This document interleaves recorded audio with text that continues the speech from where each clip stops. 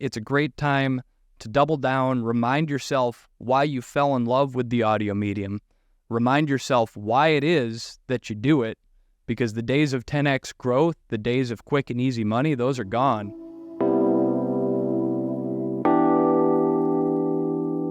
This is Podcast Perspectives, a show about the latest news in the podcast industry and the people behind it. I'm your host, Jeff Umbro, founder and CEO of The Podglomerate. Today on the show, we are chatting with Dusty Weis, the president and founder of Podcamp Media. Dusty is super interesting because he comes from the world of commercial radio and journalism. He founded Podcamp in 2019 in order to create a boutique production experience for B2B podcasting. Basically, he comes in and will help trade associations and other smaller publishers create a podcast that can help tell their brand story in a non-boring way. I think Podcamp Media is extra interesting because I think it's more reflective of the less visible parts of podcasting. One-man shops, non-New York and LA shops, B2B, branded. So let's get right to it, and thank you all for joining us. Dusty, welcome to Podcast Perspectives. Thank you for having me, Jeff. Excited to be here. Dusty, you and I have known each other for several years. We came up in the same mentor-mentee session for the Podcast Academy. You're the founder, CEO, executive producer of Podcamp Media, and we'll come to that in a minute as to what that is and what you do every day. But to begin, I actually want to go back in time to when you started in audio. I love hearing you talk about this. So can you give us kind of the 2-minute version of your backstory? Yeah, sure. I grew up in a tiny town in Wisconsin, Monroe, home of the Fighting Cheesemakers football team, which is actually a real thing. And I was a community theater brat. My mother and my father were both very engaged in the local theater group. And so I grew up going to those shows, participating in those shows, but above all, I found a passion for working with audio equipment, running the soundboard. Eventually went on to the big city of Madison, Wisconsin, attended the University of Wisconsin there and got involved with student radio, as you do, and started working for Wisconsin Public Radio. I studied journalism, got a job at a newspaper, and eventually got back to my roots in audio working for WTDY, the news talker, state capital coverage radio station in Madison. Started there as the youngest person in the newsroom, in a bustling newsroom of 9 or 10 people. Those times didn't last. There was a big contraction that happened in the radio business circa 2008, and I found myself one of just 2 people working in that newsroom after being there for just a year. Went and worked at WIOD in Miami, Florida, which was an incredible experience for a Wisconsinite like me. And eventually wanted to get back to the Midwest, so I transitioned then into the public relations space, took a job at Milwaukee City Hall here in Wisconsin, spent some time then working in content marketing for one of the world's largest trade associations, the Association of Equipment Manufacturers. And given my background in audio, I pitched our leadership team on the notion of having a podcast for AEM. This was in 2017. The notion of branded podcasts was still sort of taking off. And with my pitched budget of $0, they said, go for it. That sounds like a great idea. We launched the AEM podcast and set what we thought were very reasonable goals for it. And within about 5 months, we had 10x'd those goals. And that's when my phone started to ring. And I had I call it my entrepreneurial light bulb moment that I could do this for corporate clients all over North America. So that's what we do here at Podcamp Media. I founded Podcamp in 2019. We're going strong. We've got clients in Madison, Chicago, St. Louis, Denver, Saskatoon, Columbus, Ohio, and we're just helping brands tell their story in the most compelling way possible using the highest quality audio production techniques. And it's been a rewarding journey for a small town kid from cheesemaker country. I'm so curious because you come from this world of commercial radio. When was the first time that you became aware of podcasting as a viable business opportunity? I don't think that it really clicked for me that this is something that would take off and provide the opportunity to bring in real revenue until I was working at AEM in 2017. We had 2 podcasts And one of them I was producing for that budget of $0, and that was our member-facing audience of heavy equipment, construction, agriculture, manufacturers. We produced that podcast to educate and elevate that audience. But we also had a podcast on our trade show side facing construction workers and construction business owners. And that one was outsourced. It was being produced by an outfit running out of Chicago. And I was always very interested in that side of things and became very well acquainted with that project manager. At one point, she let slip what it was that they were paying that production company per episode. And it was this cartoonish moment for me where like dollar signs shot out of my ears. And I said, wait a minute, you can get paid that to do something that to me is easy and fun and compelling? I started drafting up my business plan the next day. It's because of the idea that you really like enjoy doing this and see the, inherent value in bringing this to brands that really like puts a smile on my face. So you were in this landscape where you worked in virtually like smaller and somewhat larger markets in commercial radio. I am so curious just to have you like lay the scene for us for what that looked like in the early 2000s versus today. From my point of view, there are a handful of massive radio companies today that have a very strong foothold in podcasting, but the radio business is kind of hemorrhaging ad dollars. I know there was a lot of consolidation over the years, but what did that look like when you first entered the space versus today?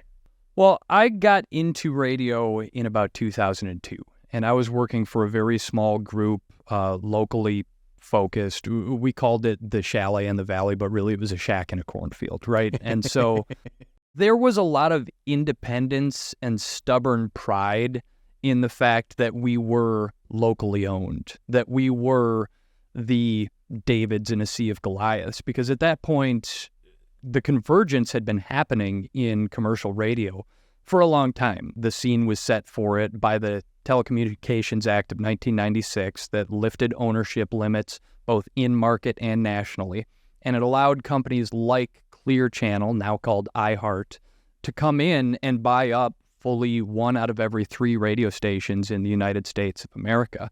Companies like Entercom, now Odyssey, and companies like Cumulus Media. Between those 3 alone, you're talking about companies that own something like 80% of the radio stations in America, which was wild, frankly. We used to laugh in our newsroom because our primary competition was a Clear Channel station in Madison. And this was at a time when Clear Channel was spoking and hubbing a lot of their operations. They would take markets and they would fire about 80 to 90% of the staff in that market and then pipe in a lot of their programming from different markets. This was going on when I worked in Miami for a Clear Channel, then iHeart station. When I was working in Madison, working for the local guys, we would tune in to monitor our competition and laugh as they were mispronouncing local street names because they had never been to Madison before. Mm-hmm. And so it was a fun time to be the little guy right up until the 2008 crisis hit and everything came screeching to a halt. And I know that we're at sort of an inflection point in the podcasting business right now. And I want people who work in podcasting to take comfort from the fact that this is not 2008 for a lot of reasons. And we in podcasting are in undeniably a much better space right now than the radio business was then or frankly will ever be again. As a point of comparison, a lot of my friends, I live in New Hampshire, kind of a Boston boy-ish. I'm like an hour away. A lot of my friends listen to Felger and Maz religiously. It's the sports, like one of the larger sports radio shows in the country, especially about this area. They're owned by Beasley Media Group. Beasley is a really tiny radio organization compared to like an Odyssey or a Cumulus or an iHeart. And even so, they have 40 stations, give or take. And their market cap is, the last I checked, I think it was like $25 million, give or take, which is huge compared to like quite a few companies that are operating in podcasting. but minuscule compared to quite a few companies that are operating in podcasting. So I mentioned that mainly to say that there are a lot of kind of parent organizations operating in the audio space in general that have different business models for the on-demand audio of the podcast world, as well as kind of like the more terrestrial broadcast audio stations. And it's funny to watch from my point of view, and hopefully from yours, Dusty, as a lot of these organizations try to find their foothold in the podcast industry, because a lot of them are really trying to kind of branch out and capture that audience that they once like controlled kind of exclusively in the podcast side. And this really is kind of a concept that's divorced from what you're talking about like, you know, the hopes of the industry as a whole after a tough year. But I guess, what was it like in 2008 and why is today different? Well, I'll tell you what it was like working in the newsroom. It was the Wednesday before Thanksgiving in 2008. And we had been reporting on this market crash and all the layoffs taking place throughout industries all around the world. But we had 4 or 5 people working in the newsroom at that point. I hear 3 of them stand up from their chair and kind of stretch and go, well, that's weird. And I come out from my little cubby and I'm like, what's going on? And we just got an email that said we have to report down to the lobby for a meeting. And I looked in my email and there was an email referencing that email, but it said, if you didn't get that email, just stay in your spot and continue doing your job. That must have been an uncomfortable moment for you. Well, I'm sitting here. I was 23 years old, Jeff. Yeah. I had been working in this market for less than a year, but I was talking to people who had 40 in that market, veterans, people who knew every state senator by name, people who had been out drinking with the mayor, like these just sorts of deeply established and wildly credible people who, frankly, I didn't have a right to hold a candle to at that point in my career. And they left the room. And it was me and one other guy. And we looked at each other and said, I think it's up to us to do the news today. I'm sorry for laughing, but what a moment. No, it was wild. And we found out later on that they had called 50% of the staff at our 8-station cluster downstairs and sent them home on that day, the day before Thanksgiving. Our program director was fired. Our news director was not, but our editor was.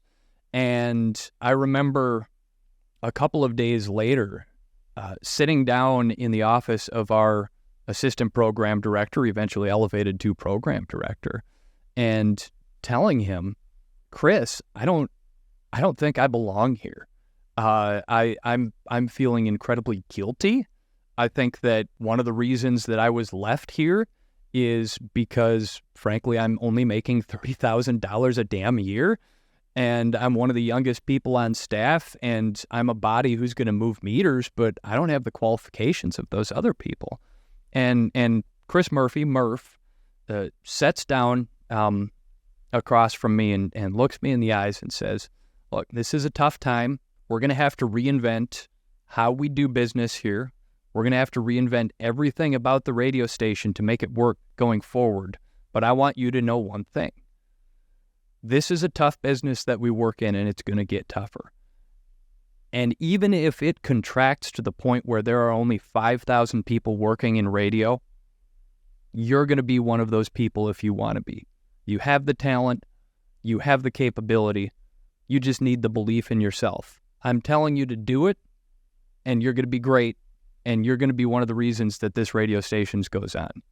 And it sucked to have to see those really talented, really incredible people who helped shape me as the journalist that I was at the time go out the door. But that pep talk from Murph is what kept me going, is what gave me frankly, the fortitude to go a year and a half without taking a vacation day or a sick day, because that's what we needed to do to make the meters move at that point.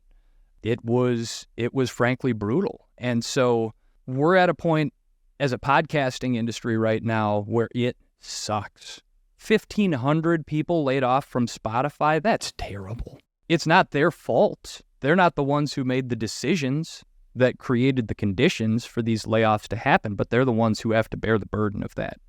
But one of my favorite indie rock acts from the early 2000s is a band called Stars, and they open one of their best albums with the quote, "When there's nothing left to burn, you have to set yourself on fire."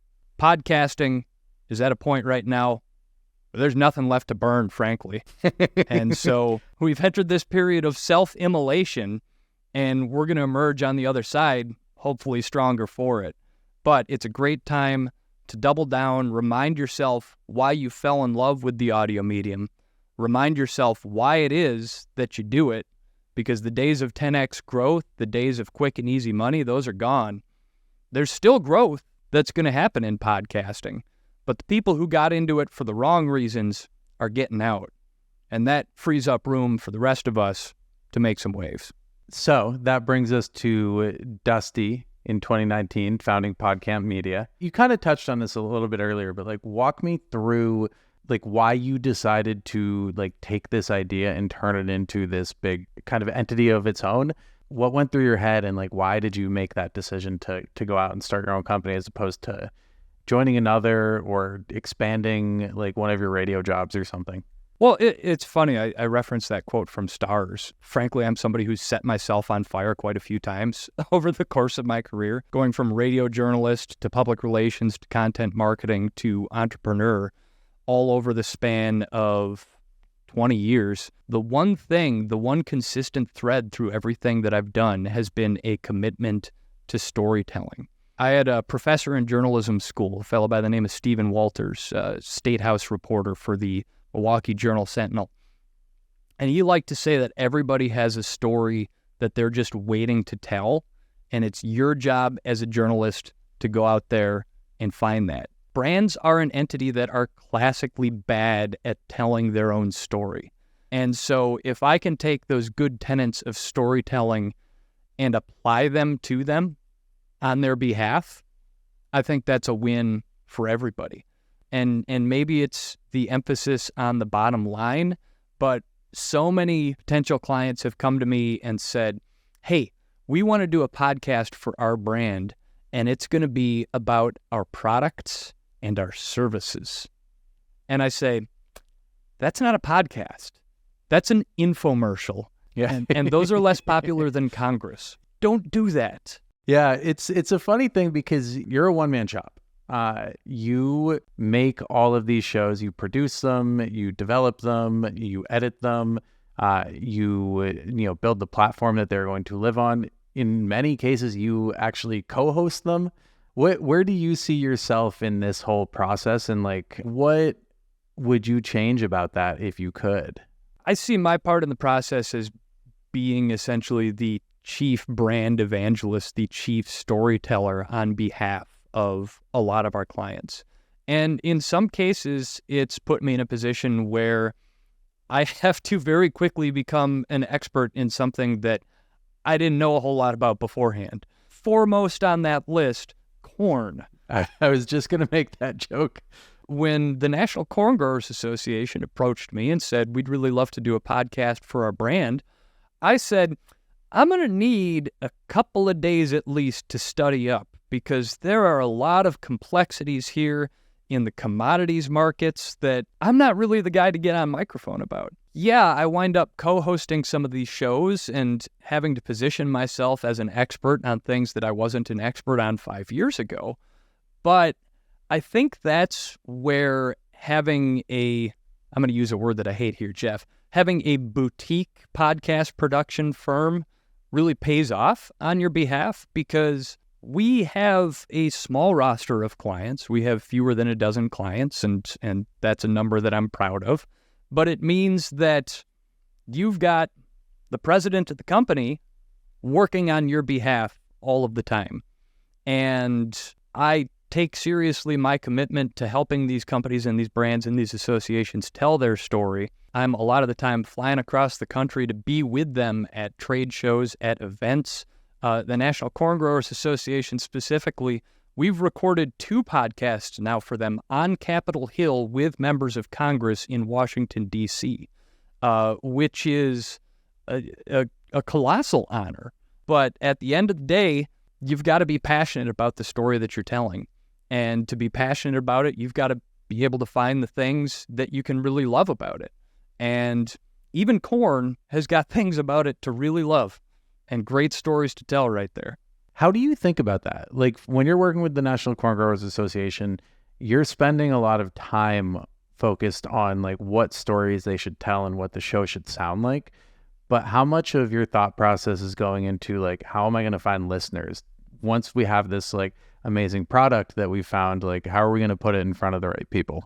That's definitely been one of the points where having you as a mentor has been a colossal help. Because I came into this like a lot of people do with the very naive assumption that if you build it, they will come. There's a corn reference for you, by the way. And I came into this from a background of having worked in commercial radio where we had an established brand.